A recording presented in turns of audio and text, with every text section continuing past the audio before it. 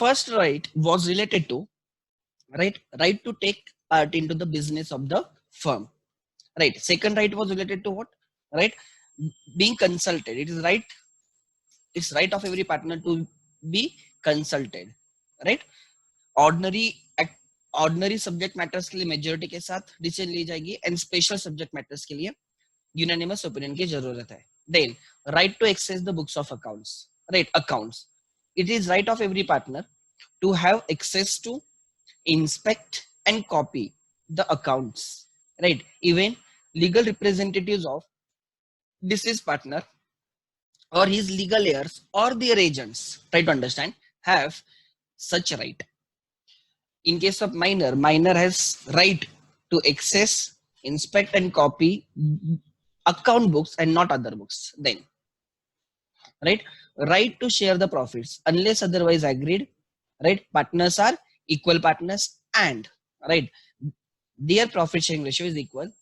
Right. If they are sharing the profits, right, they will be sharing the losses as well, but by the agreement you can change the PSR. It can be some different than right equal ratio, or there may be partners who will be only partners in profit. Right. So by agreement you can make someone only entitled to profits and not liable for the losses. Then capital ratio and PSR are not related. Then right to interest on capital.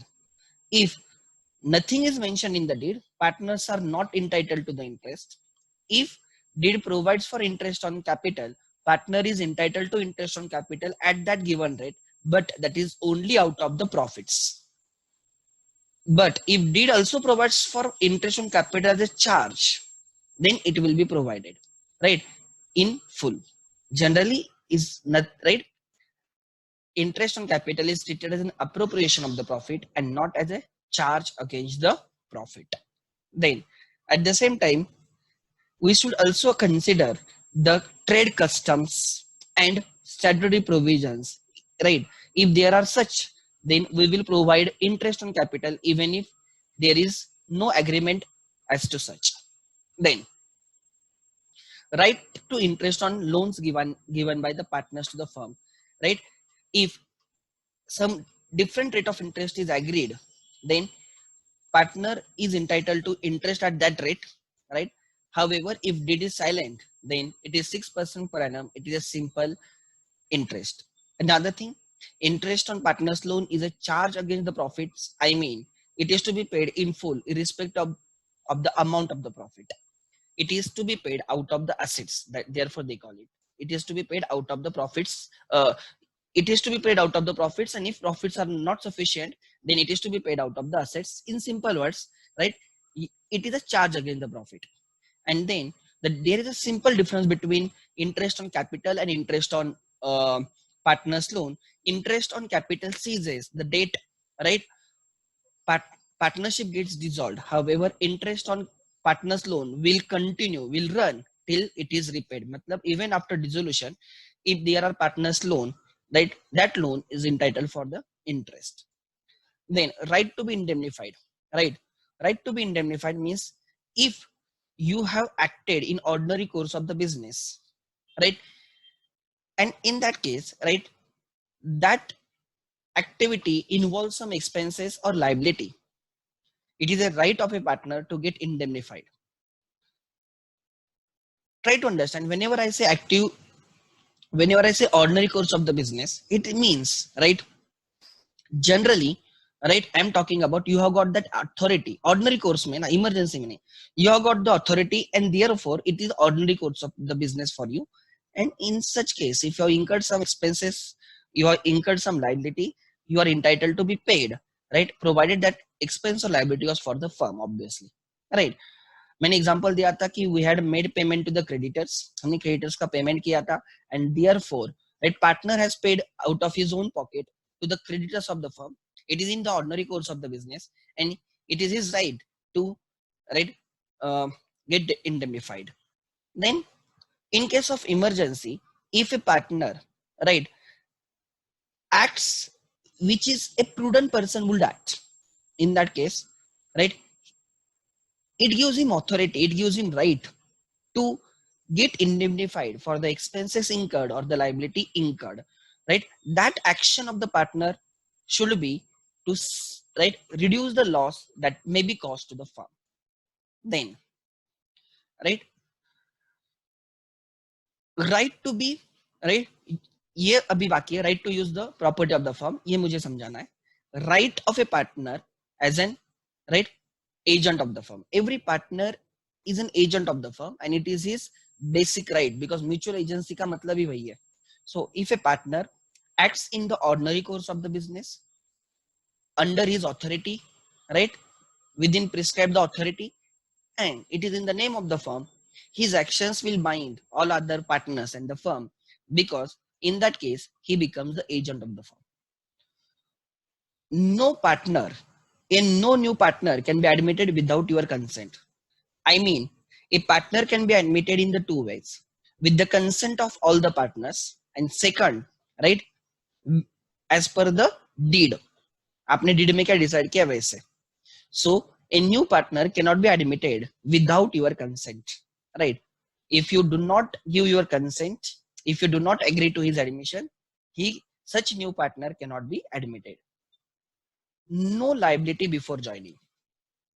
If nothing is agreed otherwise between the partners, right? A partner is liable for the debts of the firm from the date he becomes the partner. He is not liable to the previous debts of the firm, that is debts before his joining. समझ में आ रहा है? Exception was obviously section 30 partner, that is minor partner. Right to retire. Every partner has a right to retire from the firm, and there are three ways by which a partner can retire: with the consent of all the partners, or with the express agreement between the partners, accordance with the express agreement between the partners, and third, right, if partnership is at will, he can retire by giving his intention of retiring, right, intention of the retirement in writing to all other partners, right? In that case it is not necessary कि बाकी लोग आपको agree करें, because in case of partnership at will, right, आपको खाली notice serve करनी होती है, right, and you get retired. Then, so there are three ways by which a partner can retire from a firm: with the consent of all the partners, second, as per express provision in the partnership deed, and third, in case of partnership at will, like a partner retires by giving like notice in writing, that is, right, mentioning his intention to retire. Then, right not to be expelled. मैंने बोला it is a right of every partner to expel other partner if one, such expulsion is according to the contract between the partners. Means such right of the expulsion is as per the contract, is it conferred by the contract between the partners. Deed में होना चाहिए right to expel. Second, such right should be exercised by the majority of the partner. And third, right, such right should be exercised in a good faith. What do you mean by good faith? Means you have served notice to the partner जिसको आप expel कर रहे हो, and right, you have given him opportunity of being heard. That should be done in a good faith, right, for the common advantage of the all partners, common advantage of the partnership firm. अगर ये तीन cases comply नहीं होते, expulsion right is as per the contract between the partner, right, it is by the majority of the partner, and third, it is in good faith. अगर ये तीनों condition और नहीं है and है, if these three conditions are not complied, then it is a right of such partner not to get expelled from the partnership firm. So these were the rights. Now I will be talking about right to use the property of the firm. Yes, right to use the property of the partnership firm. Try to understand. हमने पहले भी समझा है कि partnership property is a joint property, right? Actually, who are its actual owners? The partners are actual owners. It does not make them, right, कि जब मैं partnership property की बात कर रहा हूँ, does not mean that a partner is like a sole proprietor. It does not give him sole proprietorship interest in the property. He should understand that even though he is one of the co-owners of that property, joint owner of the property, ये खाली उसकी नहीं है, खुद के बाप की ऐसे समझ के काम नहीं करना चाहिए. Try to understand. It is a property, it is a joint property जिसमें बाकी भी पार्टनर्स हिस्सेदार है, and he should use it properly. It is his right to use the property of the firm for the firm. ये उसका right है कि use the property of the firm for the purpose of the firm, and at the same time it is his right not to allow others to use the property of the firm for their private purpose. वो खुद use कर सकता है किसके लिए? Firm के काम के लिए. And second, he will right restrain other partners from using the property of the firm for their personal purpose. Example, हमारी पार्टनरशिप फर्म है, पार्टनरशिप फर्म के पास एक कार है एम्प्लॉयज को लेके आने के लिए, ठीक है, उनको लेके आना और फिर ड्रॉप करने के लिए कार है या बस है. Now one partner uses it for his personal purpose. Try to understand. Other partners can object because the car or the bus of the partnership firm is a joint property and it is not a personal property. Partners have partnership interest, community of the interest. They are sharing that property. Try to understand. It is not like your proprietary interest in the property. Proprietary interest मतलब आप ही उसमें हिस्सेदार हो, ऐसे नहीं है, right. यहाँ पे कम्युनिटी ऑफ इंटरेस्ट है, मतलब you are sharing that property. Try to understand. whatever benefits you get you share, whatever losses that arise from that property you share. Try to understand. So जब मैं partnership property की बात कर रहा हूँ, we are talking about sharing of the profits and losses arising out of that property. It does not give you like, it is not your sole individual property. It is not proprietary right. Try to understand. समझ में आ रहा है? I mean, right? So अगर वो car या जो बस है जो पार्टनरशिप फर्म की है, अगर कोई पार्टनर खुद के पर्पस के लिए यूज करता है, इन that case you can object. देखो, कभी कभार यूज करना हम एक बार एक्सेप्ट भी कर सकते हैं, बट वो इंटेंशनली हमेशा यूज करता है, तो you always have right to object. समझ में आ रहा है? मतलब आप एक बार भी यूज करोगे तो भी ऑब्जेक्शन ले सकते हो, हमेशा यूज करोगे तो obviously you will take objection. It is an agreement between the partner. And अगर कोई पार्टनर ऐसे property of the firm use करता है and he derives some benefits out of that, it is his right, it is his obligation to compensate the firm for the use of the property. Example, हमारे example में कोई partner उसके family को trip पे लेके जाता है and return आता है. इन दैट केस सपोज अगर वो ये पार्टनरशिप की प्रॉपर्टी नहीं होती, अगर वो सपोज एग्जांपल रेंट पे लेके जाता कोई कार, इन दैट केस उस पे कितना खर्चा होता है आप टेंटेटिवली निकाल सकते हो. सपोज पूरा अगर कोई वो कैब ओला वगैरह करके जाता, वो रिटर्न आ जाता, तो सपोज 3000 रुपीज लगते. It is right of other partners to claim such amount from the partner, और it is a duty of the partner, duty में भी आएगा, right. It is a duty of the partner to make such loss good. तो उसने firm को 3000 देने चाहिए. Try to understand. सो हम बहुत सिंपल बात करें, जो प्रॉपर्टी वो सबकी है, फर्म की है, and it should be put to use for the purpose of the firm only and not for the personal use. But अगर आप पर्सनल यूज के लिए यूज करते हो तो बाकी पार्टनर्स कैन ऑब्जेक्ट.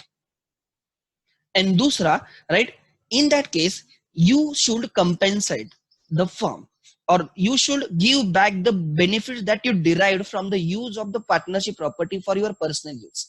समझ में आ रहा है? So these are the provisions, simple provisions है, ध्यान देना. Subject to the contract between the partners. क्या लिखा है? Subject to the contract between the partners means again it is as per deed. ठीक है.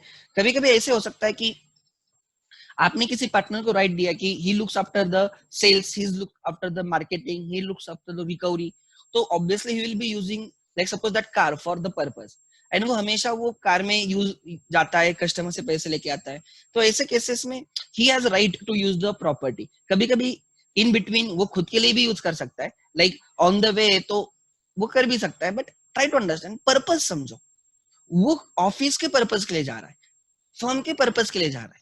समझ में आ रहा है? मेन इंटेंशन देखो. एंड अगर कोई फ्रॉडुलेंट यूज करता है, if someone uses the property, firm's property for his personal benefit, he should compensate the firm. Try to understand. Subject to the contract between the partners, the property of the firm must be held and used by partners exclusively for the purpose of the business of the firm, right? Property of the firm must be held and used by the partners, right? Exclusively, only, इसके लिए ही, बाकी किसके लिए नहीं, exclusively for the purpose of business of the firm. Second, in a partnership there is a community of the interest, right? Means sharing of the profits and losses, right? Which all the partners take in the property of the firm, so they share the property, right? They have defined share in the property, but that does not, so आप owner हो, we do agree कि partners are owner of the property, but you are a joint owner of the property, try to understand. But that does not mean that during the subsistence of the partnership, subsistence मतलब existence, continuation of the partnership, जब तक partnership है तब तक a particular partner has any proprietary interest in the assets of the firm. भले ही you are the co-owners of the, right, partnership assets, partnership property does not make you the only owner. आप co-owner हो, only owner नहीं. Try to understand. Are you getting my point? So भले ही आप one of the partner हो, you are right, sharing the partnership property does not make you the sole owner. It does not give you proprietary interest in the assets of the firm. No partner has a right to treat it as an individual property. It's not your right to treat it as an individual property. It's the property of the firm. Every partner of the firm has a right, क्या right है, to get his share of the profits till the firm subsists. Every partner has a right, जब तक firm चलेगी तब तक उसके profits में वो क्या करेगा, profit share करेगा. And he has also a right to see that all the assets of the partnership are applied to and used for the purpose of the partnership business. Every partner has a right to, right, make sure that partnership assets are used and applied only for the partnership business and not for the personal benefits of the individual partner. If a partner uses the property of the firm directly or indirectly for his private purpose, right, he must account to the firm, मतलब ये duty की बात कर रहा है, he must account to the firm for the profits which he may have earned by the use of that property. अगर कोई partner firm की एसेट यूज करता है तो ही मस्ट हैव गेन. कैसे गेन क्या होगा, एक, या तो उसको उसके इनकम मिली होगी या उसके एक्सपेंसेस रिड्यूस होंगे. एग्जांपल मैंने बोला, हमारे केस में पार्टनर उसके पर्सनल ट्रिप के लिए पार्टनरशिप की कार लेके जाता है. अब इसमें उसका बेनिफिट कैसे हुआ, because now he is not suppose to pay to the Ola, his expenses reduced. Try to understand. तो वैसे भी उसका बेनिफिट है. या सपोज वो पार्टनरशिप की एसेट रेंट पे देता है उसके फ्रेंड को एंड उससे वो रेंट लेता है 3,000 वो खुद के पास रखता है. सो इसमें उसने बेनिफिट कमाया. Benefits can be in two terms, या तो आपको गेन हो रहा है या आपके एक्सपेंस डिक्रीज हो रहे हैं. You are earning some income और आपके एक्सपेंसेस डिक्रीज हो रहे हैं. In both ways you are earning, you are gaining. अगर ऐसे है, फर्स्ट केस में क्या, ये पार्टनर खुद ट्रिप के लिए गया पार्टनरशिप की कार लेके, टू दैट एक्सटेंट उसके कॉस्ट डिक्रीज हो गई. ट्रैवलिंग कॉस्ट ओला को जो पे करता, उबेर को जो पे करता, वो कम हो गया. Don't you agree with me? So that is savings. Now he should account for that savings and he should give it to the partnership. दूसरा एग्जांपल में वो पार्टनरशिप की एसेट कार अपने फ्रेंड को रेंट पे देता है एंड सपोज उससे 3,000 रेंट लेता है. Now it is his duty to give that 3,000 to the partnership firm because, right, it is used by, it is earned by using the partnership property. तो last में वही लिखा है, क्या लिखा है, if a partner uses the property of the firm directly or indirectly for his private purpose, he must account to the firm for the profits which he may have earned by the use of that property. ये बहुत बार भी होता है, आप real life में देखोगे कि मैं आपको एग्जांपल देता हूँ कि आपके कॉलेजेस में ये रहता है, टीचर्स क्वार्टर रहता है, राइट, या प्रिंसिपल का क्वार्टर रहता है, हॉस्टल का जो रेक्टर होता है उसका क्वार्टर रहता है, बराबर ना. तो they are using the property of the college for their personal use, मतलब वो वहां पे रह रहे, बट प्रॉपर्टी किसकी है, कॉलेज की, obviously they are working for the college, वो वहां पे रह रहे बिकॉज कॉलेज में उनकी अवेलेबिलिटी 24/7 हो, बराबर.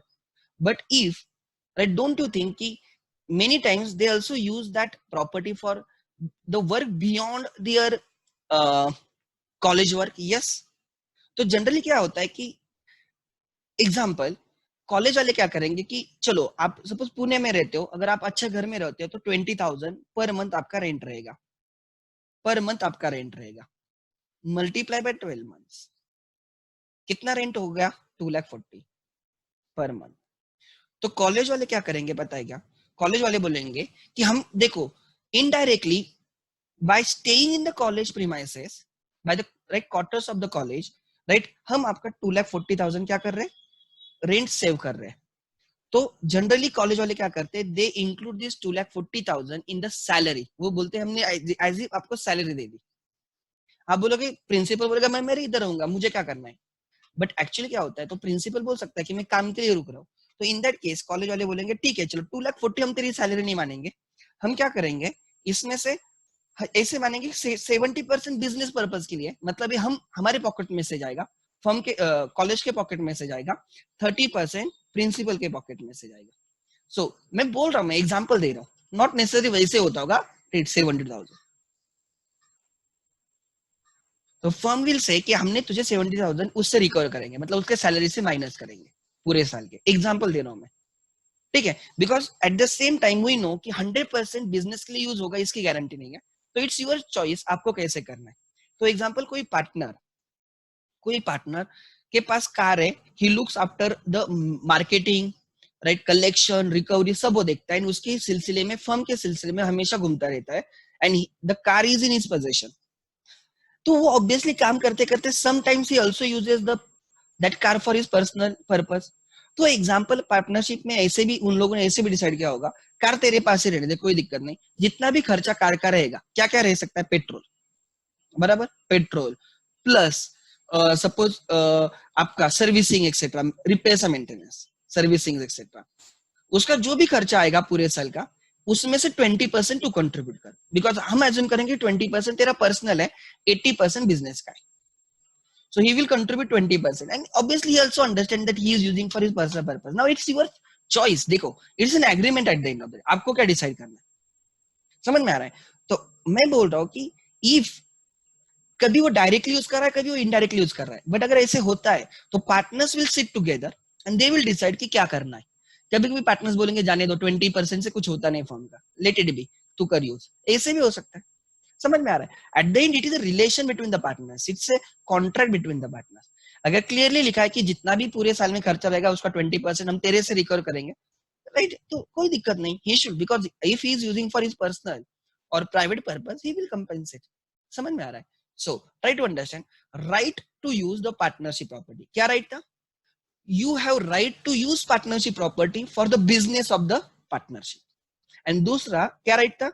Right to restrain, right to oppose others to use partnership property for their personal use. And अगर कोई पर्सनल यूज के लिए प्रॉपर्टी यूज करता है डायरेक्टली और indirectly, it is his duty to compensate the firm. अगर वो इनकम कमाता है उससे, he should transfer that income to the partnership. अगर उसमें उसका सेविंग्स होता है, he should account for that savings, that gain, and should give it to whom? Partnership firm. समझ में आ रहा है? So these are the provisions related to what your right to use the property of the firm. What is included in the property of the firm is a separate point. Try to understand. Partnership assets में क्या आता है? Example, goodwill is a partnership asset, right? Goodwill of the firm, yeah, assets acquired using the funds of the funds of the partnership. Partnership ने खुद क्या किए? Partnership मतलब जो बिजनेस करे उससे जो पैसा आ रहा है उससे उन्होंने कोई प्रॉपर्टी परचेस की है, वो हो सकती है. या partner have contributed assets when they contributed the capital. कोई partner building as a capital लेके आ सकता है, कैश लेके आ सकता है, cash is also asset of the. अगर एग्जाम्पल, कोई पार्टनर, एग्जाम्पल मैं क्या दे रहा हूँ, फर्म में 1 लाख रुपए है, अब भी 1 लाख रुपए है, और एक पार्टनर 1 लाख रुपए खुद के पर्पज के लिए ऑलमोस्ट 1 वीक 2 वीक्स, एग्जाम्पल मैं बोलता हूँ, एक आधा वीक 2 वीक वो यूज करता है. तो अदर पार्टनर्स में से देख, this was an asset of the partnership, you have used it for your purpose, firm has lost interest on that is an opportunity cost obviously. अगर वही पैसा अगर आप बैंक में रखते तो मे बी उस पे आपको 1000 रुपए तो इंटरेस्ट आता, एग्जांपल 2000 इंटरेस्ट आता, तो other partners right may ask him to pay that. हाँ, जेन्युइन केस है, लाइक एग्जांपल लॉकडाउन है, आप कैश डिपॉजिट भी नहीं करने जा सकते, पूरा सील्ड एरिया है, तो ऐसे केसेस में राइट हम भी मानेंगे कि उसके पास पड़ी है कैश, कोई अब कर नहीं सकते. बट ऑर्डिनरी है, कुछ नहीं है, और फिर भी वो यूज कर रहा है, तो it seems he is indirectly, may be directly use कर रहा है, इंटेंशनली कर रहा है, अनइंटेंशनली कर रहा है, वो नहीं देखा जाएगा. डायरेक्टली हो रही है, इनडायरेक्टली हो रही है. If other partners object he will have to compensate. ठीक है. एंड एक रैशनल बंदा कैसे इंटरेस्ट कैलकुलेट करेगा, वैसे आपने बोलोगे कि 30% इंटरेस्ट दे दे, 40% दे दे, क्या मार्केट में इंटरेस्ट चल रहा है, उससे चाहिए तो थोड़ा 2% कम दे दे. समझ में आ रहा है? Because you are a partners, try to understand. So right, तो उस एंगल से हम वर्कआउट करेंगे. Again at the end law ये नहीं बोलता कि कितने रेट लगाना है, क्या लगाना है. लॉ बोलता है इट इज योर चॉइस, ये ड्यूटी है उसकी कंपेंसेट करने की, और आपका राइट है उससे लेने का. फिर आपको एक्सरसाइज करना है नहीं करना है आपकी मर्जी है. Because rights can be change by the agreement, rights can be change by the agreement. Try to understand. Next, and the section 37 is very important. ये आपको इंटर में और यूजफुल रहेगा in accounts. I think 12th accounts में ये नहीं था, ना ही आईएससी में था, ना ही सीबीएसई में था, ना ही महाराष्ट्र बोर्ड में था, और दूसरी बात ना ही ये फाउंडेशन अकाउंट्स में. But yes, this is in inter. मैं आपको एक सिंपल एग्जांपल देता हूँ. What do you mean by section 37? मैं एग्जांपल से समझाता हूँ तो जल्दी समझ में आएगा. ठीक है, आपको उतना पता है, आगे खाली मुझे समझाना है. राइट. सो आप बोलोगे सर आप बोल रहे हो इंटर में तो समझेगा नहीं समझेगा, क्या बोल रहा हूँ ध्यान देना. ठीक है, A B C were the partners, A, B, C were the partners. B retires on 30th June 20. It is a reconstitution of the firm. Do you agree with me? ये हमने किया है 12th में. B retired on 30th June 2020. ठीक है. On that date, we will prepare what? Capital account. We will prepare evaluation account. We will distribute accumulated profits and losses. We will do goodwill adjustment. Don't you remember 12th? Yes. हम 4 adjustment करते हैं. एक हम goodwill adjustment करते हैं, बराबर. अब हमें बी का कैपिटल सेटल करना है. नाउ ट्राई टू अंडरस्टैंड मैं क्या बोल रहा हूँ.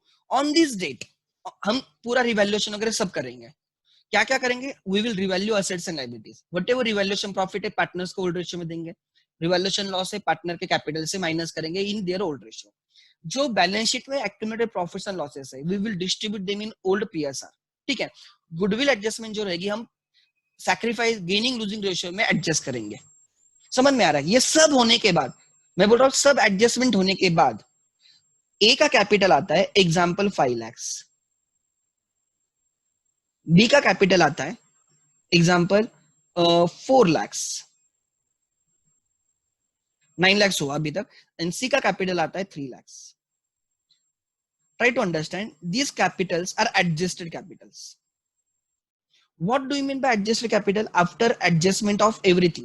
मतलब सब एडजस्टमेंट होने के बाद राइट बी रिटायर हो रहा है और फिर हमने सब एडजस्टमेंट्स किए एंड ऑन दैट डेट इनका ये कैपिटल आ गया. हम ये बैलेंस शीट में लिखते थे लाइबिलिटी साइड और फिर हम बैलेंस शीट टैली करते थे. हम बोलते थे रिकंस्ट्रक्शन के बाद की right. So adjustment, this is called as adjusted capital. Right. Goodwill adjustment कर दिए. यस. हमने रिवैल्यूएशन एडजस्टमेंट कर दी है. यस. और हमने right accumulated profits and losses की भी एडजस्टमेंट की है.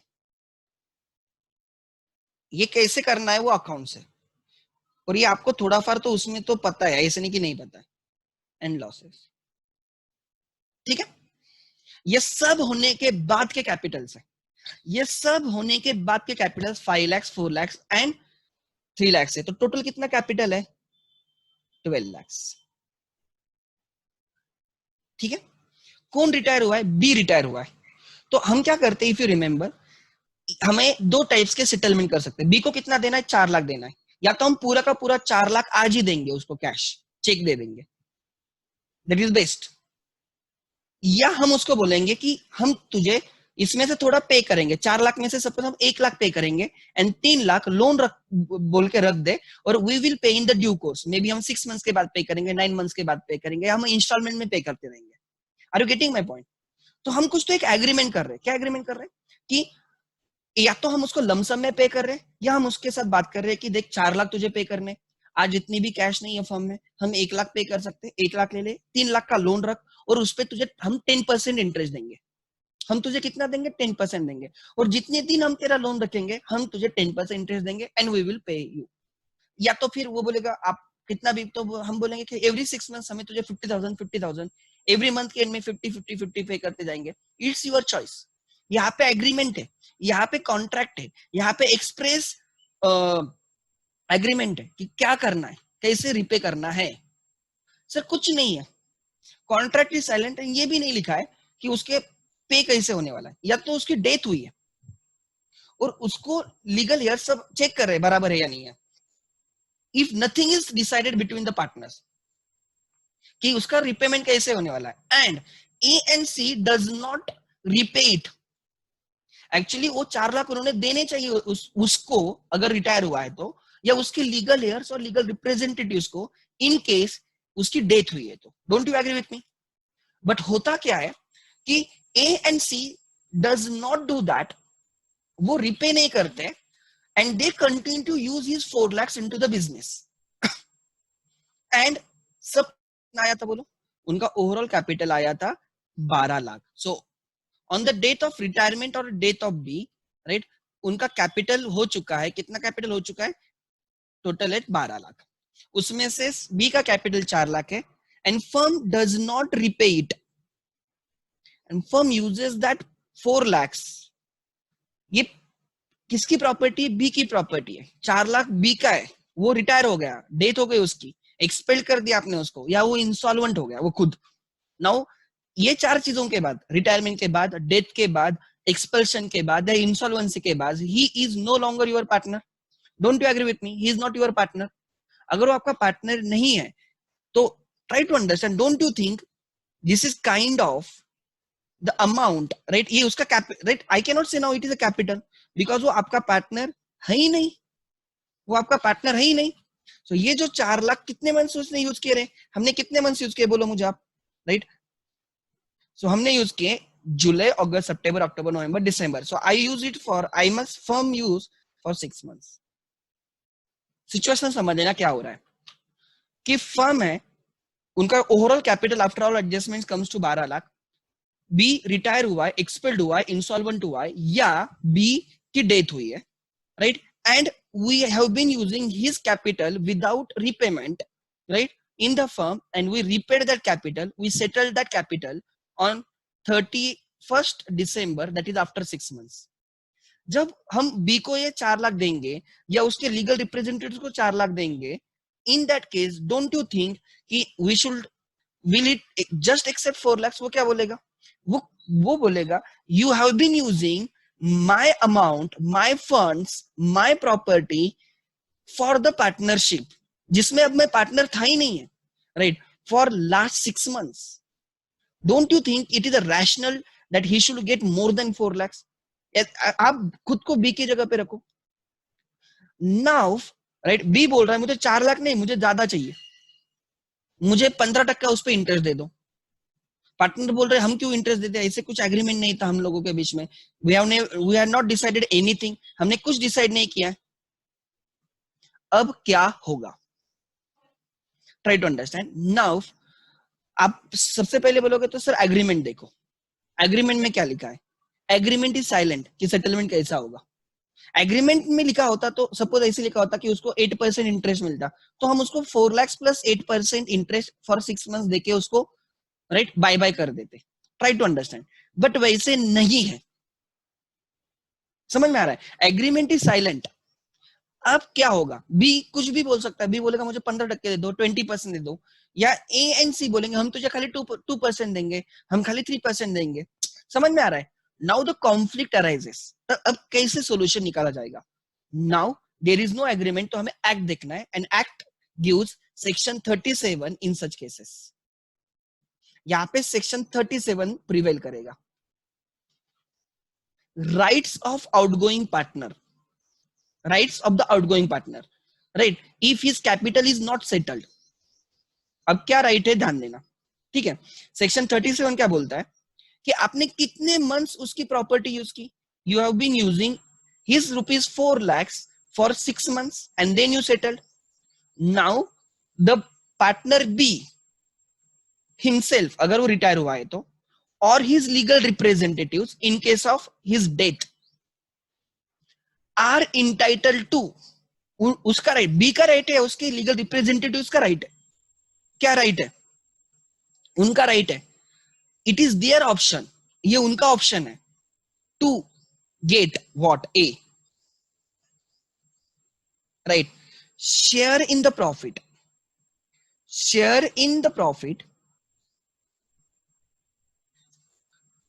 earned during the period,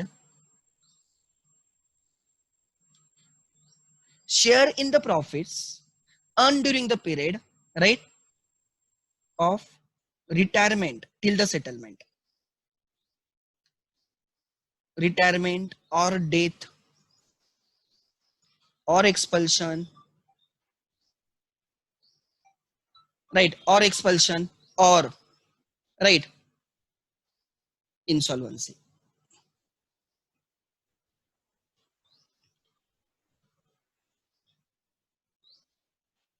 क्या लिखा मैंने? It is a right of A partner in case, अगर वो जिंदा है तो, मतलब रिटायरमेंट के केस में ही विल बी देयर, बराबर. उसके बाद वो कब रहेगा? एक्सपल्शन के केस में वो जिंदा रहेगा. उसके बाद अगर वो इंसॉल्वेंट हुआ है तो इन that case the official receiver, government officer, जो जिसके पास उसकी क्या है, सब प्रॉपर्टीज है, समझ में आ रहा है, वो रहेगा. ट्राई टू अंडरस्टैंड मैं क्या बोल रहा हूँ. So what I mean, try to understand. मैं बोल रहा हूँ कि we have been using his right funds for almost 6 months, तो it is right, there right, क्या राइट है, right, share in the profits earn during the period of retirement और death, expulsion और इंसॉल्वेंसी. तो मैं इन सबको can I replace by one word, इन सबको मैं एक चीज से रिप्लेस कर सकता होगा, ड्यूरिंग द पीरियड ऑफ, ये जो पीरियड है, right, right, during the period when he ceased to be a partner, ceased to be a partner, बराबर, till date of settlement of his account, settlement of his accounts. क्या लिखा है हमने? Share in the profits earned during the period when he cease to be partner. वो कब seize हुआ partner होने का? 30th जून को वो सीज हुआ. Stop to be a partner on that date till the date of settlement of account. उसका account कब सेटल कर रहे हो? 31st December. तो वो 6 months, जिस दिन वो पार्टनर नहीं है, जिस दिन वो लास्ट दिन था उसका पार्टनर बोल के रहने का, और जिस दिन उसका आप अकाउंट सेटल कर रहे हो, उस पीरियड में ऑलमोस्ट 6 months हुए, राइट, वो 6 months का पीरियड है हमारे एग्जांपल में. उस पीरियड में फर्म ने जो प्रॉफिट कमाया है उसमें उसका शेयर रहेगा. सर फिर वो सपोज इस पीरियड में firm has earned example, right, इस पीरियड में 6 months में firm has earned example, right sir, 6 lakhs rupees profit. मैं पूरे साल की नहीं बात कर रहा हूं, मैं कौन से प्रॉफिट की बात कर रहा हूं? During that 6 months, during that 6 months firm has earn 6 lakhs profit and sir उनका पीएसआर इक्वल था, 1:1:1 था. तो इसका मतलब सर उसको 2 लाख मिलेगा क्या? This is a question, try to understand law ने क्या सब बोला है. He is entitled or his representatives are entitled to A, share in the profits earned during that period, right. Firm ने क्या प्रॉफिट कमाया? Share in the profits earned by the firm during that period, right, right, to the extent of, कितना? To the extent of, right, और in the proportion of, इससे better रहेगा in the proportion of. Law में wording अलग है, मैं simple कर रहा हूं, in the proportion of, in the proportion of, his capital, right, used to earn that profit. मैं बहुत सिंपल वर्ड्स में लिख रहा हूं. It is not in PSR. हम ये वो पार्टनर होना 30 जून को खत्म बंद हो गया, right. He cease to be partner on 30 June. We are settling his account after 6 months. So उस 6 months में firm has earn 6 lakhs profit. This 6 lakhs में उसका शेयर होगा not in PSR but in the ratio in which the capitals were used. मतलब अब वो बोलेगा, that is, ध्यान देना, दैट इज इस 6 months में 6 lakhs प्रॉफिट यूज अर्न हुए. ये 6 lakhs प्रॉफिट कितने कैपिटल से अर्न हुए बोलो. ये कैपिटल अगर आप निकालते हो, ए का कितना कैपिटल यूज हुआ था 5 lakhs, बी का कितना कैपिटल यूज हुआ 4 लाख, सी का कितना कैपिटल यूज हुआ 3 lakh.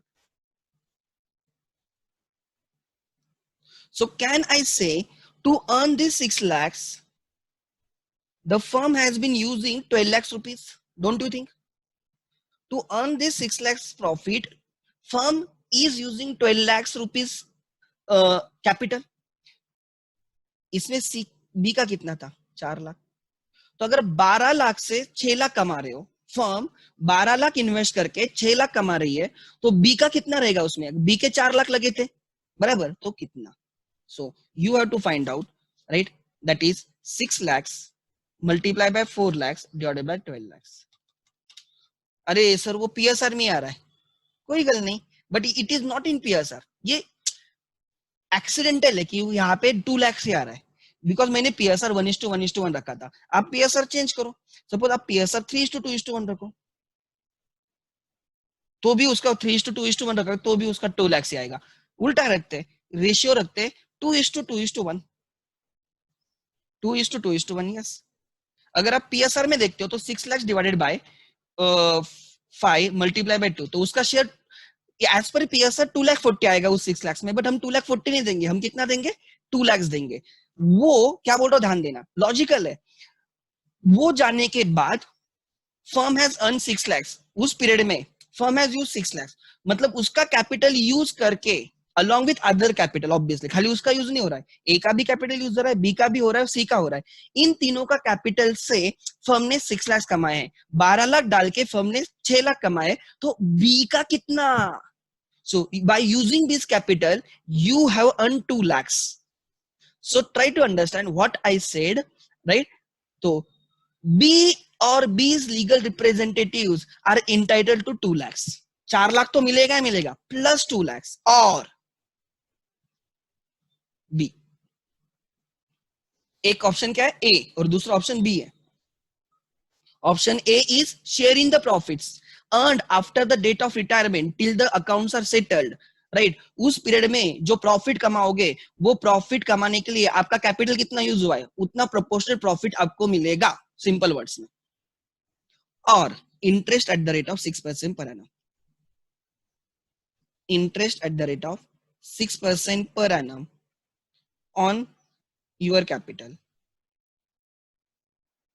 right, during that period. During that period it is their choice. उसकी चॉइस है, बाकी पार्टनर्स की नहीं. ड्यूरिंग दैट पीरियड 6 months के लिए उसके फंड्स यूज हो गए. कितने फंड्स यूज हो गए उसके 4 lakh eight the rate of 6%. ये रेट एक्ट में लिखा है. 6% दो जगह पे आया. एक, it will be treated as loan from a partner. Automatically हम लोन फ्रॉम पार्टनर बोलते थे, एंड लोन फ्रॉम पार्टनर के लिए कितना, राइट, पार्टनर का लोन बन गया अपने आप, वो चला गया, अब ये लोन रहेगा फर्म में. Loan from a partner 6% interest था, एंड जब वो पार्टनर बंद होना सीज हो जाता है, उसके बाद अगर उसका अकाउंट सेटल नहीं करते, दैट इज ए लोन. उस लोन पे भी कितना मिलेगा 6% per annum. 6% for 6 months, 6/12. So that will be 4 lakhs multiplied by 6% divided by 2, 12,000. So हम ऑप्शन क्या दे रहे, ध्यान देना, हम उसको क्या बोल रहे हैं. अब मैं आपको ये सब वैल्यूज आपके सामने रख रहा हूँ, ध्यान देना, मैं एक्सप्लेन कर रहा हूँ. और यहाँ पे अपनी ये प्रोविजन खत्म भी हो जाती है. बहुत सिंपल प्रोविजन है, बट लिखा बहुत अलग ढंग से, बहुत कॉम्प्लिकेटेड करके लिखा है. क्या लिखा है, ट्राई टू अंडरस्टैंड. क्या बोल रहा हूँ, लिखा गया है कि, ठीक है, A B C were the partners, B retire हुआ, बी की डेथ हो गई, या बी एक्सपेल्ड हो गया, या इंसॉल्वेंट हो गया, मतलब B ceases to be a partner. इन चार की चीजों की वजह से a partner can cease to be a partner and his accounts are not settled and firm is using his funds right in the partnership business। बाकी partners उसके funds use कर रहे हैं। There is no contract between the partners as to the settlement of the account. There is no contract, deed silent, कि उसका account कैसे settle किया जाएगा। उसका अकाउंट हमने सेटल भी नहीं किया, डीड में कुछ प्रोविजन भी नहीं है सेटलमेंट के रिलेटेड, एंड हमने उसका अकाउंट सेटल भी नहीं किया है। And the remaining partners, continuing partners A and C, have been using his funds of rupees 4 lakhs in the partnership. And after 6 months, suppose you have settled his account.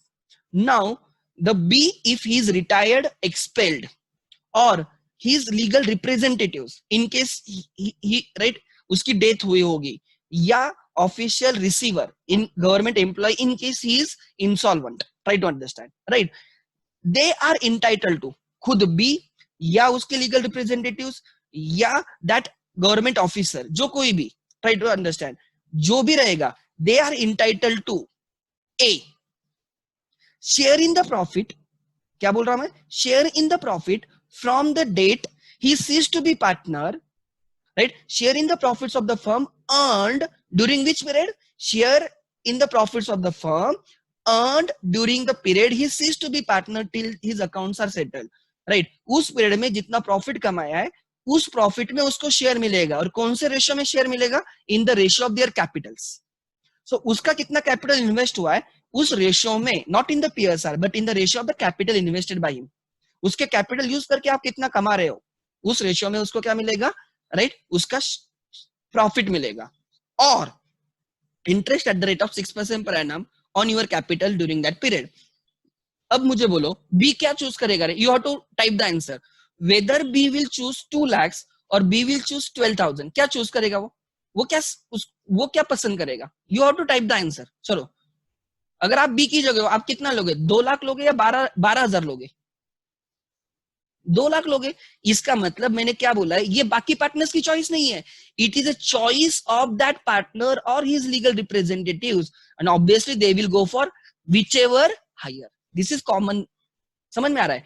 तो section 37 says if a partner retires from the firm, right, gets insolvent or expelled from the firm, or on his death he ceases to be partner and his accounts are not settled, his funds are being utilized in the firm, deed is silent as to the settlement of the accounts, and in that case, तो जब हम उसका account settle करने जाएंगे तो उसको extra पैसा मिलेगा, क्या मिलेगा, उस पीरियड में जितना प्रॉफिट था वो प्रॉफिट में उसके कैपिटल रेशियो में उसको उतना प्रॉफिट मिलेंगे, एंड राइट, और interest at the rate of 6% per annum, दोनों में जो ज्यादा आएगा उसको मिलेगा, तो total amount to be repaid, therefore हम उसको कितना देंगे, total amount to be repaid, total amount to be repaid,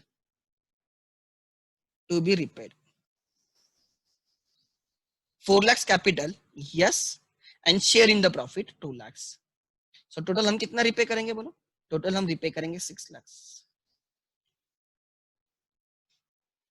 ठीक है, हम उसको रिपे करेंगे 6 lakhs। अच्छा, इसमें किसका क्वेश्चन है तो मैं एक्सप्लेन करता हूं, राइट, नहीं तो मैं प्रोविजन समझाऊंगा, ये मैंने एग्जांपल लेके समझाया, और अभी तक हमने ऐसे किया नहीं था, ऐसे नहीं किया था मतलब ऐसे हमारे 12th में नहीं था, कोई भी स्टैंडर्ड मतलब कोई भी बोर्ड्स के सिलेबस में ये नहीं था, ठीक है। आगे this is in your inter, try to understand, inter में आएगा, ठीक है। अब देखो प्रोविजंस क्या बोल रही है, व्हाट एक्ट सेज, ध्यान देना, and this is important section, section 37 talks about right of outgoing partner, outgoing partner बोलते हैं, disease partner, insolvent partner, expelled partner, retired partner are outgoing partners, right, to the share in the subsequent profit, वो जाने के बाद उस हम बोलते partner, जिस दिन पार्टनर नहीं रहा उसको प्रॉफिट में शेयर नहीं मिलेगा, दिस इज एन एक्सेप्शन, अगर आप उसका अकाउंट सेटल नहीं करते हो तो उसको मिलेगा, ट्राई टू अंडरस्टैंड, समझ में आ रहा है। सो देखो क्या है, when A partner has died, right, or he ceased to be partner by retirement, expulsion, insolvency, or any other cause can be anything, but now he ceases to be your partner, the surviving or the continuing partners may carry on a business with the property of the firm without any final settlement of the accounts as between them and the outgoing partner, right, or his estate. क्या बोला उन्होंने? जब कोई partner ceases to be partner, it is a choice of the other partners to continue the business of the partnership, and they do continue the business without settlement of the accounts between continuing partners and outgoing partner. समझ में आ रहा है? उन्होंने account settle नहीं किए, आगे क्या हुआ है? इन सच ए केस, अगर ऐसे होता है, अगर उसका अकाउंट सेटल नहीं करते हो तो legal representatives of deceased partner और the outgoing partner himself, right, legal representative death के केस में आएंगे, बाकी केसेस में राइट वो खुद रहेगा. In the absence of the contract to the contrary, yes, if उसका अकाउंट कैसे सेटल होने वाला है ये कॉन्ट्रैक्ट में नहीं, आपने डिसाइड किया कि देख जो भी पार्टनर जाएगा उसका जब भी अकाउंट सेटल होगा, सपोज उस दिन अकाउंट नहीं सेटल होता बाद में होगा तो हम उसको 10% इंटरेस्ट देंगे, आपने डीड में डिसाइड किया है, एवरी पार्टनर हैज साइन. तो इस केस में सेक्शन 37 अप्लाई नहीं करता है, तो उसका जो 4 लाख था उसमें उसको 10% मिलेगा 6 मंथ्स के लिए, किस्सा खत्म. सेक्शन 37 कब आता है? In the absence of the contract to the contrary, there is no such contract. Settlement का कैसे सेटलमेंट करना है इसके बारे में कॉन्ट्रैक्ट नहीं है, there is no provision in the deed, there is no clause in the deed, deed is silent या डीड ही नहीं है, तब ये सेक्शन लगेगा. Are you getting my point? अगर क्वेश्चन में या हमारे डीड में स्पेसिफिक प्रोविजन है सेटलमेंट की तो हम वैसे करेंगे, ना कि section 37. Deed will have preference, first preference. अगर डीड नहीं है तो हम सेक्शन 37 अप्लाई करेंगे. In the absence to the right. Sir कोई मुझे बोलेगा सर उसी दिन सेटल होगा, तो अरे अगर उस दिन सेटल हुआ तो क्यों झगड़े रहेंगे? क्या झगड़े करने का कोई सवाल है? 4 लाख उसी दिन देने थे, आपने 4 लाख उसको उसी दिन दे दिए, तो कोई झगड़े रहेंगे क्या? नहीं रहेंगे, सिंपल है. So I simply mean, what I simply mean, ये कब प्रॉब्लम आता है? When deed is silent as to it. In such case that legal representatives or the outgoing partner is entitled to at his option, ये उसकी मर्जी है, and obviously he will go for higher of the two, right. 2A क्या लिखा है देखो, such share of the profits as proportionate to his share in the property of the firm. Such share of the profits as in proportionate to the share of the property. कितनी property invest हुई थी? Total 12 lakh funds invest हुए थे, उसमें से उसके कितने funds थे? 4 lakh. So he will get 4/12, 1/3 of the profit. उसका पीएसआर 1/3 हो भी सकता है, नहीं भी हो सकता है, मुझे पीएसआर नहीं देखना था, उसका क्या पीएसआर था मेरे लिए. I will say right 1/3 property उसकी है, तो ही will gate 1/3 share in that profits. समझ में आ रहा है? और दिस इज और interest at the rate of 6% per annum. क्या लिखा है? Interest at the rate of 6% per annum on the amount of his share in the property of the firm, right? This is given in the section 37. Simple है, आगे देखना. अब यहाँ पे examples दिए, examples will help you to understand. बहुत simple, इसमें values नहीं, मैंने वैल्यूज लेके एग्जांपल दिए थे. A, B and C are the partners in a manufacture, right? Are partners in manufacture of the machinery. A is entitled to, A का क्या share था? 3/8 of the partnership property as well as profit. मतलब partnership में जो property है वो 3/8 उसका share है, एंड इवन प्रॉफिट्स में भी उसका 3/8 शेयर है. कोई प्रॉब्लम नहीं. Share in the property is 3/8. ठीक है, आगे मतलब जितनी पार्टनरशिप में प्रॉपर्टी इन्वेस्टेड है, राइट, जितने फंड्स इन्वेस्टेड है उसमें से 3/8 उसके है, एंड उसका प्रॉफिट शेयरिंग रेशियो भी 3/8 है. A becomes bankrupt, right? Whereas B and C continues the business without paying out a share of the profit, a share of the partnership assets, or settling the accounts with his estate. मतलब हमने A तो चला गया, B and C business continue कर रहे without settlement of the accounts between them. A's estate is entitled to 3/8 of the profits made in the business from the date of his bankruptcy, that is the date when he ceased to be partner, till the final liquidation of the partnership affairs. समझ में आ रहा है? So अगर उस period तक, right, जब तक उसका अकाउंट सेटल नहीं किया जाता तब तक राइट, उसको 3/8 शेयर मिलेगा या इंटरेस्ट मिलेगा eight the rate of 6% per annum, whichever is higher.